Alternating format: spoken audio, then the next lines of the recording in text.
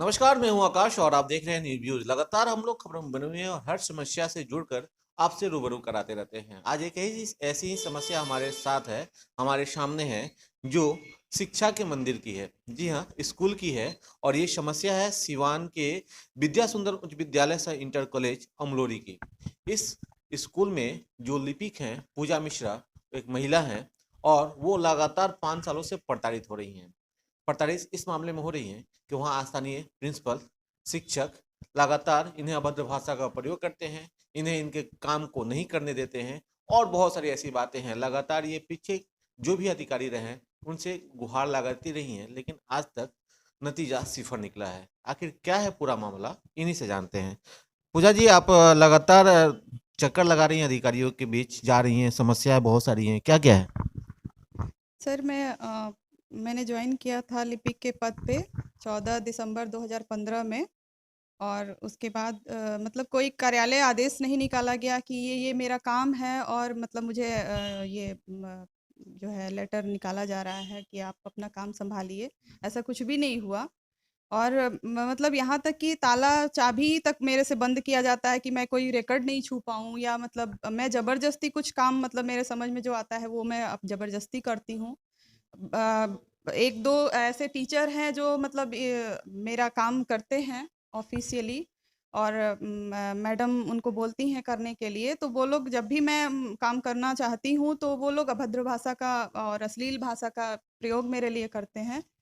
और अभी तक मतलब मैं डीओ सर से इस मैटर को लेके मिली थी, तो डीओ सर ने बोला कि तुम्हारी लगातार लड़ाई हो रही है, तो मैं तुम्हें मतलब नौकरी से ही हटा दे रहा हूँ। मतलब गलत वो लोग हैं, आपको नौकरी से हटाने? हाँ, नौकरी है से हटाने तक की बात हुई है।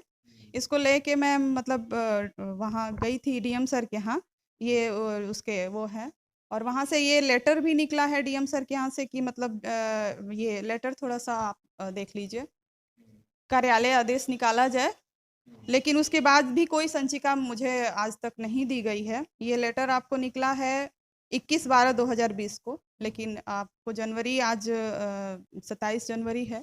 क्या ऐसा कारण है कि आपसे कोई काम नहीं कराया जाता है, या आपको काम नहीं आता है, या फिर ऐसी कोई समस्या है कि वो लोग पकड़े जाएंगे कागजी? हाँ, ये इस तरीके का लैंग्वेज यूज़ किया जाता है कि मुझे काम करना नहीं आता है, लेकिन ऐसा कुछ भी नहीं है। मैंने जो है बहुत सारी परीक्षाएँ पास करी हैं, जो एक किरानी के लिए मतलब ज़रूरी होती हैं। और उसके बाद भी कुछ पैसे का मामला होता है, जिसका पूरा प्रूफ़ मेरे पास है कि बच्चों से अनर्गल तरीके से पैसे वसूले जाते हैं, टीसी के नाम पे, मार्कशीट के नाम पे, इस तरीके का। मतलब मेरा काम कोई क्यों करना चाहेगा? क्यों इतनी खुशी है मेरे काम के लिए? और आप अपना काम, आप आपका टीचर हैं, आपका काम है विद्यालय में पठन-पाठन का, तो वो आप नहीं करना चाहते हैं, और मेरा काम ऑफ़िशियली आप काम करना चाहते हैं। तो आप खुद समझ सकते हैं अच्छा, कि इसको लेकर आपने डीएम से कभी मिला क्या, वर्तमान के जो डीएम? हाँ, हाँ, मैं डीएम सर से मिली हूँ अभी। और मैं आज भी डीएम सर से ही मिलने के लिए आई थी, लेकिन संजोग से भेंट नहीं हो पाई है सर से कि मतलब इस मामले में क्या एक्शन लिया गया है। और मैं उनसे गुहार लगा रही हूँ, उनसे रिक्वेस्ट कर रही हूँ कि मेरी सुरक्षा के तरफ भी ध्यान देते हुए या तो क्या मेरी ऐसा लग रहा है क्या कि आपके साथ कुछ हाँ, हाँ, पूरी तरीके से, क्योंकि वहाँ गुटबाजी है किस तरह की गुटबाजी? जातीयता को लेके। क्या कहा जाता है, जातिय विशेष गैर लोग? हाँ, एक विशेष जाति के लोग वहाँ इकट्ठे हो गए हैं, और वो पूरा एगो ग्रुप बना के बैठे हुए हैं। हम्म। और जब भी कोई बात होती है, बाहरी लोगों को बुलाया जाता है, मुझे मैं तरह-तरह की धमकी दी जाती है, परेशान कराया जाता है कि अब तुम अपनी औकात में रहो, या माने इस तरीके का कुछ भी मेरे साथ हो सकता है। मैं एगो महिला कर्मी हूँ, और 2 छोटे बच्चों को लेके मैं यहाँ सिवान में अकेले रहती हूँ। तो मैं डीएम सर से व्यक्तिगत रूप से गुहार लगा रही हूँ कि ऐसे कौन कौन लोग हैं जो लोग गाली गलौज करते हैं या भद्र भाषा, अश्लील भाषा का प्रयोग करते नहीं, एक तो प्रेम कुमार सोनी हैं, हैं? और एक गुप्ता हैं, गुप्ता जी हैं।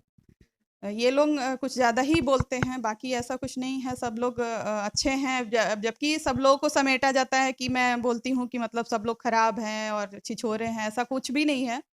अच्छे लोग भी हैं वहाँ पे, लेकिन कुछ लोग हैं जो मैडम के उसमें रहते हैं, पूरा उनका प्रभाव जो रहता है। प्रभारी प्रिंसिपल है?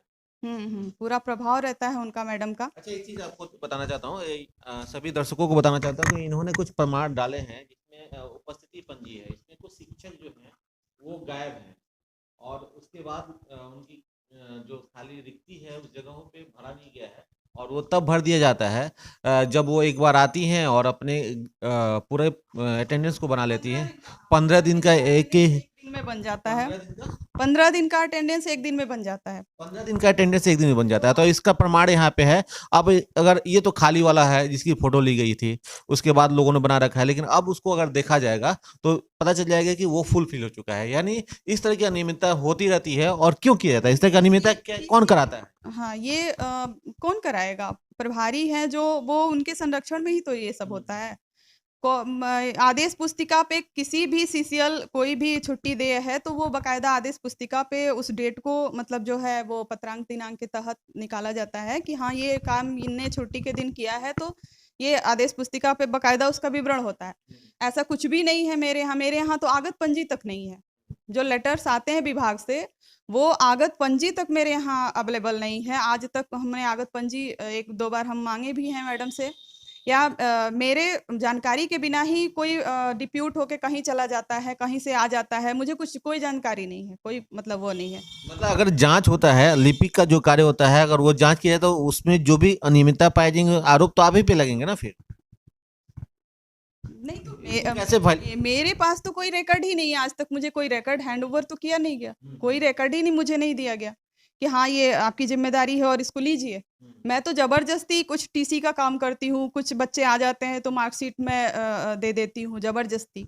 अभी तक एक अलमीरा मैं मांग रही थी कि मैडम मतलब कुछ डॉक्यूमेंट्स हैं उसको रखना है, मुझे कोई जगह दे दीजिए, तो एक अलमीरा दिया गया, उसका आज तक मुझे चाबी तक नहीं दिया गया है।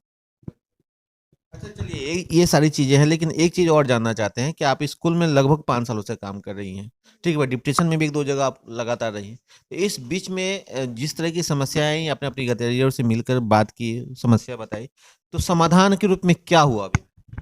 नहीं, समाधान के रूप में अभी तक तो कुछ नहीं आया, रिजल्ट तो कुछ भी नहीं। लगातार कंटिन्यूअस जब से ये डीएम सर का लेटर निकला है। हेजिटेशन में आप आ गई हैं, आज डिप्रेशन में काफी दिख रही हैं और ऐसा भी कर रही हैं कि आत्महत्या भी कर सकते हैं, ऐसा क्या? मैं क्योंकि एक्चुअली अपना पारिवारिक भी पारिवारिक समस्याएं हैं, बच्चे हैं, सबको संभालते हुए हमको काम करना है, एक महिला को काम करना होता है।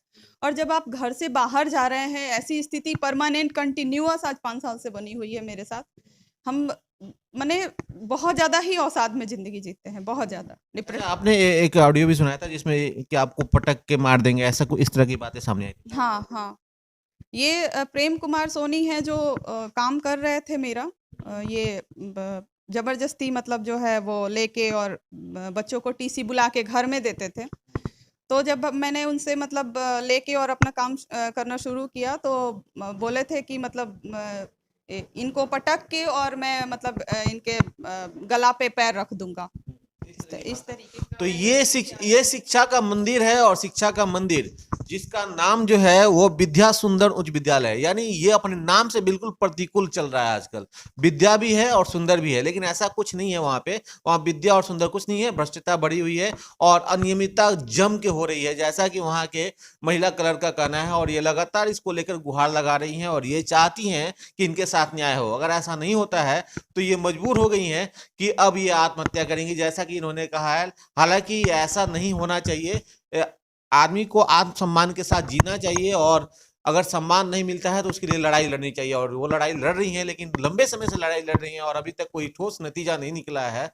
तो हमें भी सिवान के अधिकारियों से, खासकर सिवान के डीएम और सिवान के जो शिक्षा पदाधिकारी हैं, उनसे ये निवेदन है कि इसको त्वरित कार्रवाई करते हुए जो भी उचित कार्रवाई है, जो सही जांच है, वो सामने आए ताकि इस महिला को रिलीफ मिल सके। सिवान से आकाश।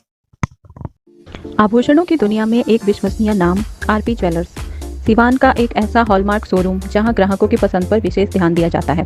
साथ ही साथ सोने की खरीदारी पर लाइफ टाइम की फ्री सर्विस भी दी जाती है।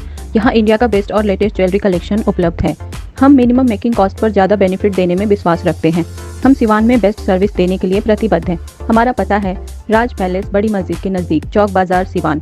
हमारा मोबाइल नंबर है 9523689790।